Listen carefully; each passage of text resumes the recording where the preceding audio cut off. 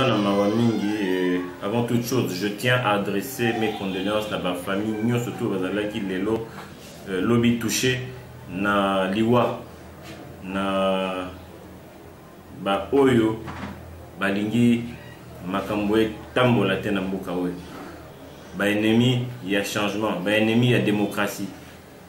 Na présenté en tout cas ba condoléances nanga le plus attristé na ba famille nyonso wana na kombo ya MPR et en mon nom personnel. Na makambo eleka ki lobby, c'est vrai, bana Congo batambola ki lisusu et le MPR conscient ya responsabilité na yo devant ya histoire pe na poids na ye na kati ya mboka oyo Congo atikala ko tala makambo wana na pasi mingi bana ya Congo bakufi mingi et à un moment donné stop. Bien que le MPR a d'aller soutenir l'action, nous surtout aux alliés Koluka, changement n'anenge ya kimia dans la paix, dans l'amour, dans l'unité. MPR a d'aller soutenir l'action wana nyonso. Azali si maya l'action wana nyonso. D'où qu'elle vienne. Kasi a téléméli ba marche marche pour nangai, basa la marche dans moto oyo azali réceptif. Na message oyo marche dans les kotindika mais moto azali komona yango te aza komona ke bato soki combien babimi na nzela pona ko revendiquer droit moko moto wana kangi miso alobi azomona yango te mais bana Kongo baza kokufa ti wapi. Donc et puis tina nini bana Kongo baza kobima pona ko réclamer changement wapi changement na ba élection.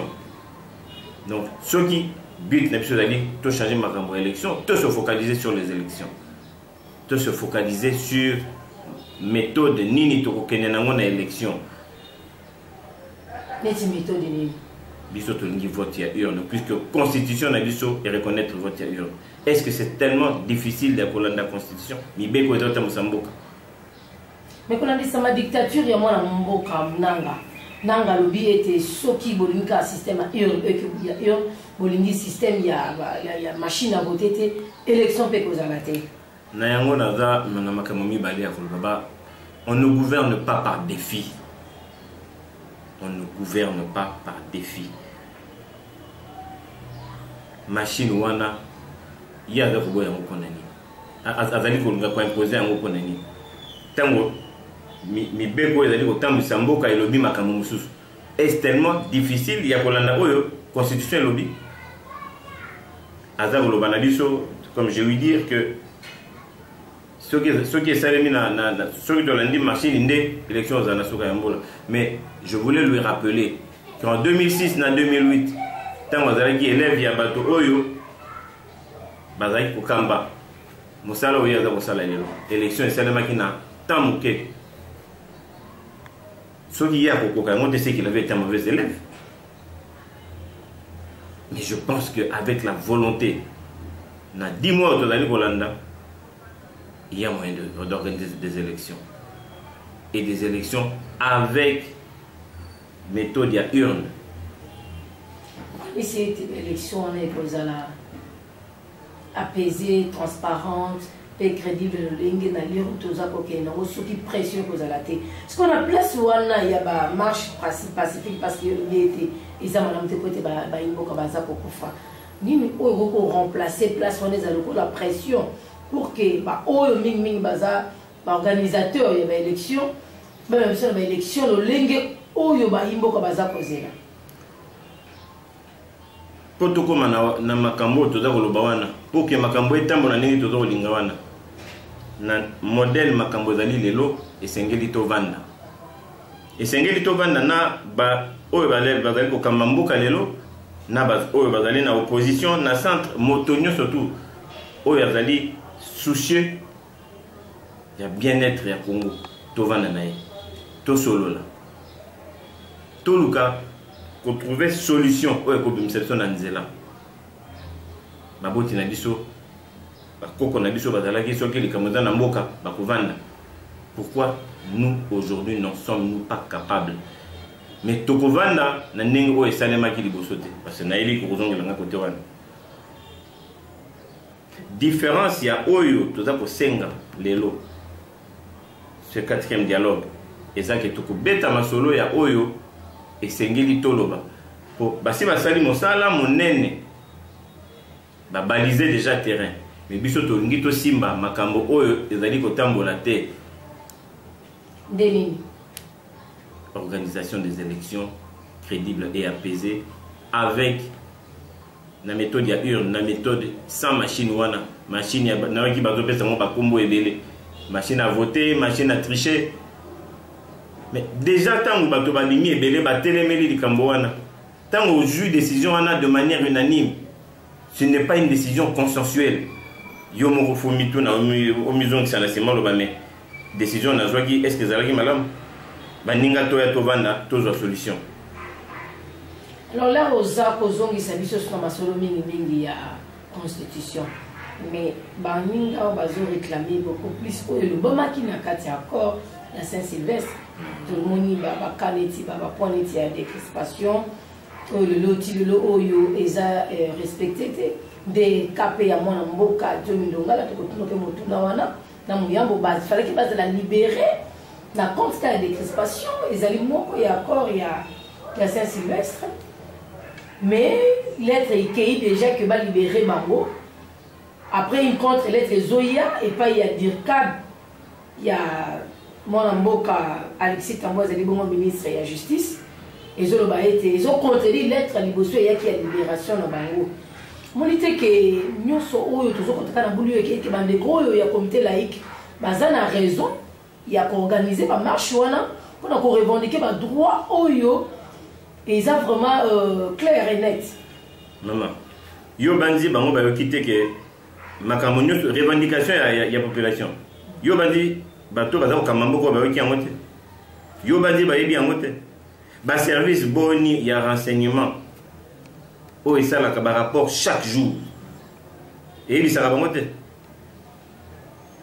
Ba yebi nyonso. Ba yebi nyonso.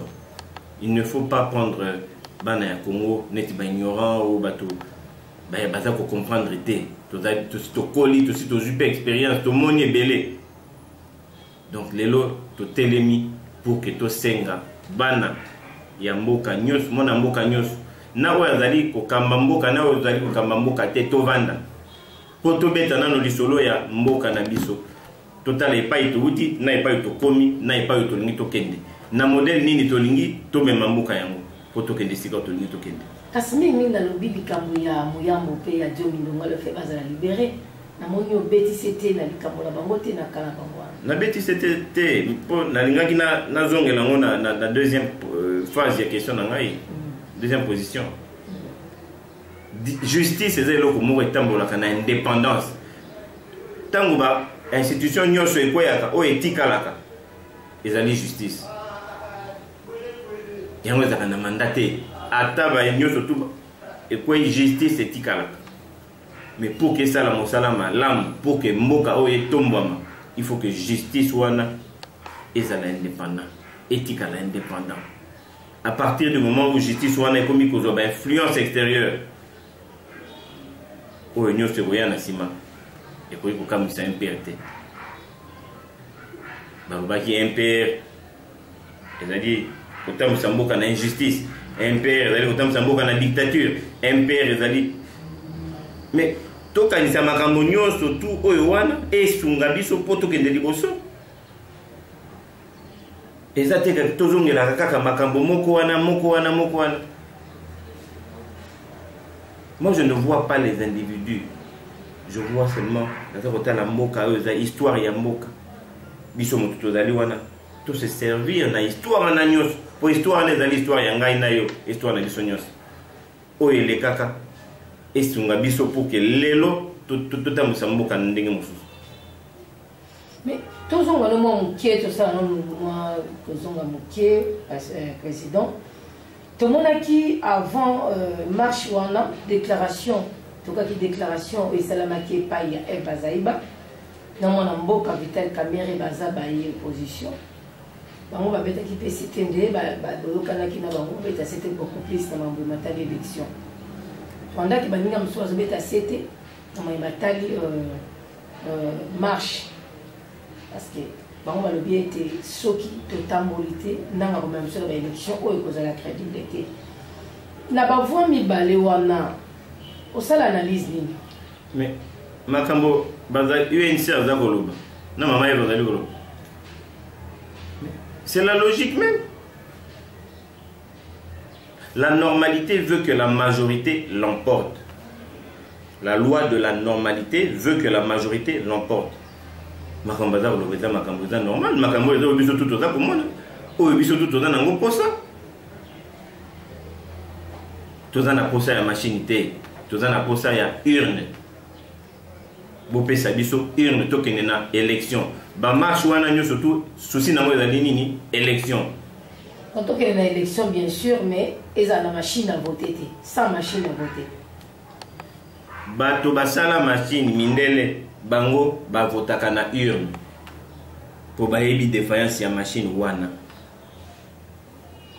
Pour nani liboni ko imposer biso eloko yo bango moko moto ya sali machine, ye asali la bango. Biso population congolaise, to boyi yango. Ba mama bandeko. Na kombo ya MPR.